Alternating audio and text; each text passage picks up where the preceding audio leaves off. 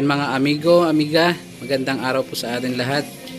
Ngayon po ang gagawin natin na tutorial kung paano magpalit ng fuel filter Honda PCX 150 at mag-tune up tayo, valve clearance adjustment. Dahil ngayon yung unit natin ay mataas na yung odo niya. Ito kung mapapansin, check natin yung odo niya. Siya po ay meron ng 60,863. Yan, 3 years na po sa atin to. So ngayon ang unang gagawin natin, siyempre kung mga naka top box tayo, tatanggalin natin itong part na to. Tatanggalin natin itong, yan yung U-box, itong fairing na to hanggang buo na yan. So let's go, baklasin muna natin. Ayan, sa pagtanggal po ng U-box, bali 5 tornilyo po ang meron dyan, size 10. Ayan, tatanggalin natin. Sa likod 2 tornilyo din, meron din dyan. Yung sa ilalim, meron 2 clip nut. Yung plastic na yan, clip nut sa ilalim. So ayan na nga po, napalatan na natin si PCX. Ayan na yung loob nya. Yun. Next natin gagawin, linisin muna natin itong mga puro alikabit na yan, lalo dito, kasi once na binuksan na natin yung baka mamaya malaglag yung mga buhangin.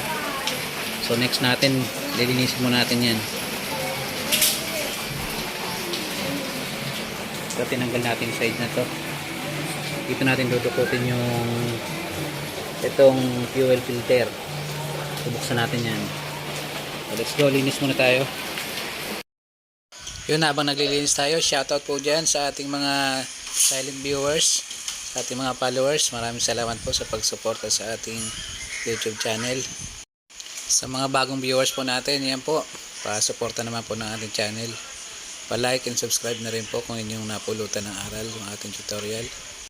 Bali, ito pong ginagawa natin, overhaul tune up po ng ating Honda PCX. Service po natin to. Yan po, bali yung odometer niya nasa 60k na po. Kaya kailangan na nating tune up yung valve clearance niya. Tsaka linis na rin ang throttle body. Palit tayo ng fuel filter. Dahil yan, tagal na rin po yung service natin. Yan naman ang mga kailangan check. Tsaka yung ating panggilid. Bali, next natin, susunod na natin yung panggilid na i-tutorial naman kung paano maglinis ng panggilid. Upgrade.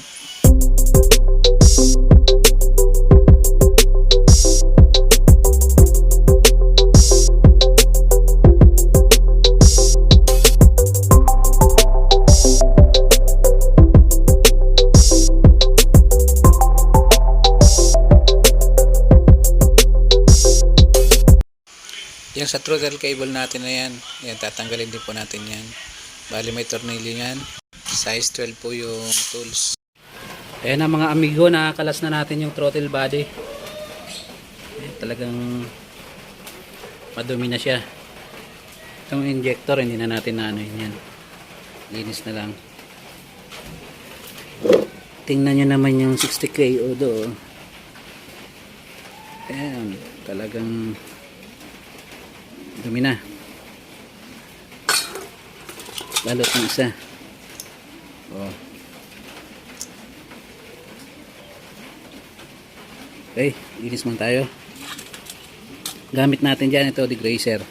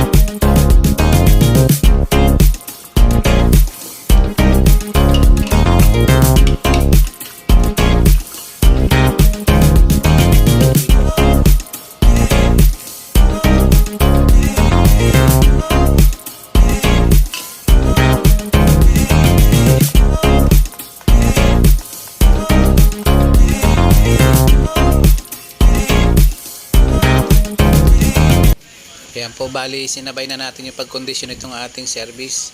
Dahil nitong December katapusan may nalalapit tayong biyahe ng South Road. Yan, shoutout po dyan sa Legazpi Albay. Nandiyan po tayo ng New Year. Meron tayong mga naka-schedule dyan for wiring installation. Yan po.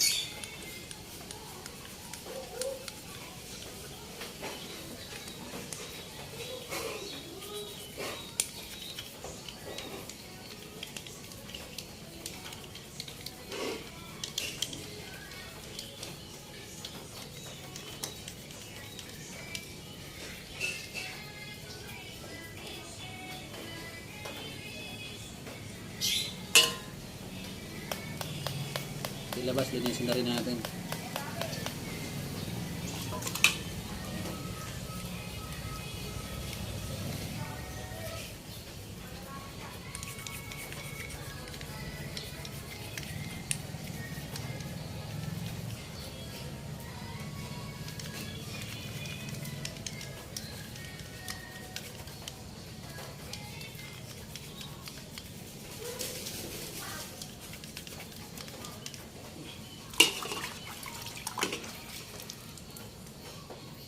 Ayan yun.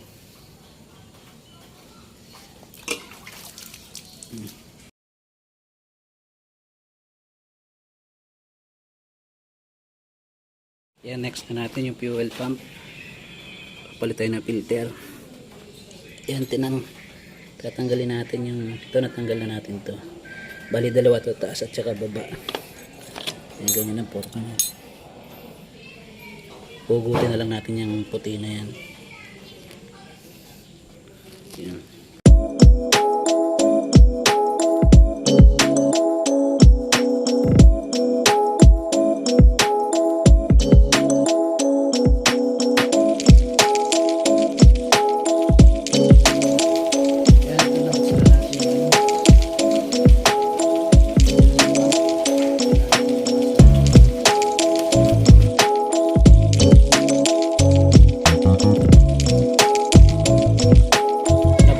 Papalit natin para naman dito yung tinanggal natin.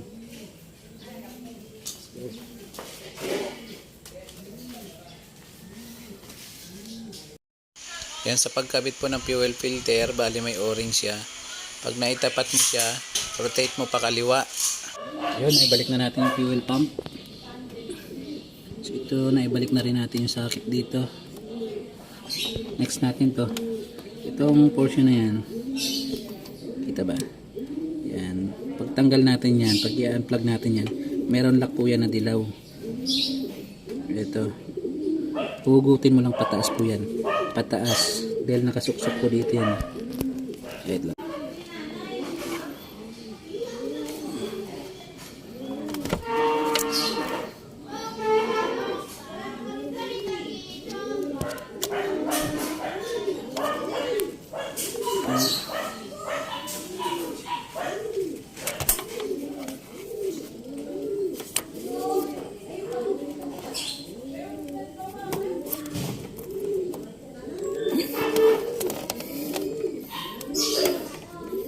So next na natin, mag-a-adjust na tayo ng tappet clearance.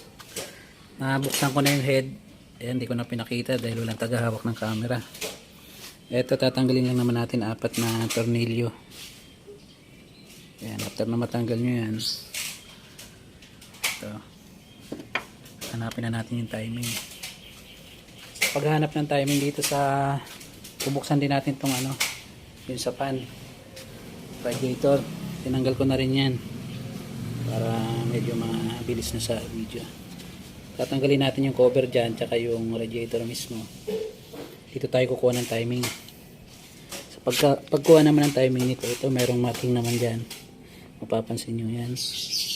Tsaka ito may arrow yan. F tsaka T. So bali ang uunahin natin ito. Kailangan nakabukas na rin yung head ngayon. Dahil dito natin iikutin sa ano. Yan. Palulubugin muna natin yung exhaust. Saan ba? Hindi kita. Ikutin natin. Try natin. Unahin natin yung exhaust. Palubugin muna natin. Inaangat. Next natin yung intake. Lubog. Tapos kailangan natin paangatin ulit. Lubog. Yeah. Ikot pa. Ayan, exhaust muna. Lubog yung exhaust. Angat. Yung intake naman. Yan. Angat na. After nyan, hanapin na natin dito yung ayan. Marking. Pan. Ayan. Then yung T. Tapat natin. Ayan. Check natin kung may ugat. Ayan, mapapansin nyo. Umuga na. Tingnan natin sa kabila. Exhaust. Hindi kita sa camera. Medyo tukod yung exhaust natin. Kaya medyo malagatik siya. Ganun din to. So ganun na po pagkuha ng timing nung sa PCX. Ayan. Ngayon adjust muna natin. Ayan, adjust na natin yung ating valve clearance. Sa akin ang ginagawa ko, ang adjustment ko nito, yung exhaust 0.10 mm at yung intake natin 0.8. Ito yung sa akin. Para sa akin kasi mas okay yung ganitong ano ko.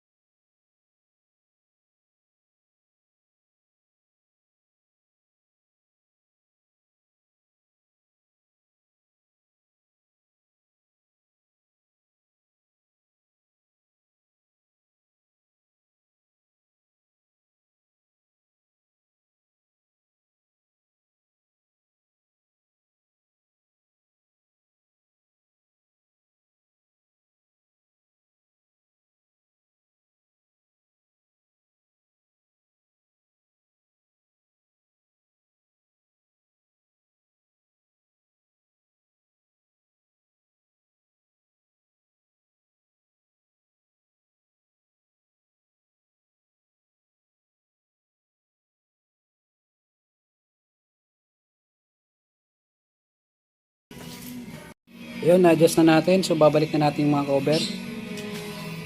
Ayan. Balik man tayo ng cover.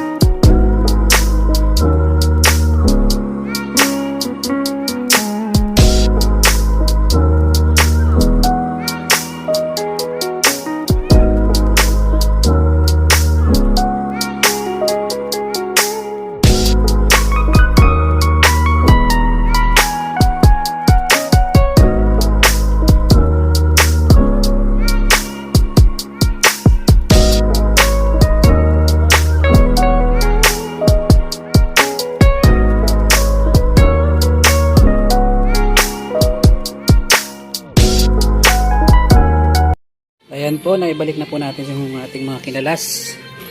Ayan, fuel pump. Palit tayo dyan ng fuel filter. Head, nag-adjust tayo dyan ng tappet clearance. Valve clearance. Ito, yung ating injection, binalik na rin natin. Throttle body, naglinis din po tayo dyan.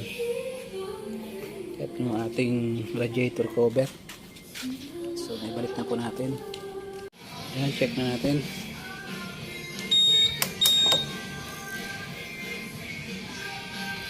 Ito.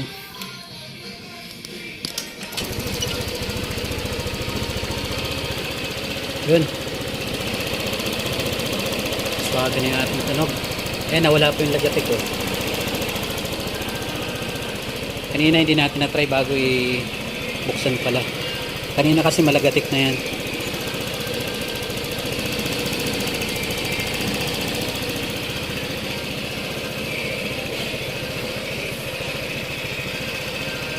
Okay. So, ngayon okay po yung tunog niya. Nawala na yung parang lagatik niya. So yun, sa next na video naman natin paano maglinis naman ng CVT.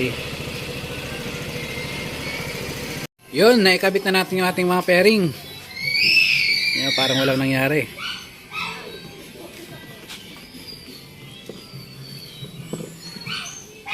Yan, oh. Madumi nga lang ating unit ngayon. Yan, check na natin.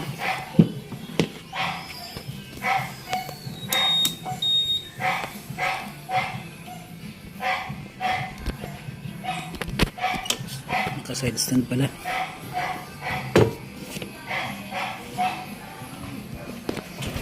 Yun.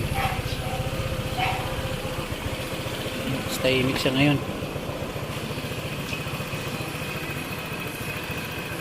Kaya lang wala tayong tachometer, yung ano natin, RPM detector natin. Kaya hindi pa natin na-adjust ng ating RPM. Pero tingin ko goods pa naman yung RPM nya. Ayan o, tahimik, tumahimik yung makina. So ayun mga sir, maraming salamat po sa panonood. Kung niyo pong nagustuhan yung ating video, pa-like naman and subscribe, pa-suporta sa ating YouTube channel. Ayan, maraming salamat po.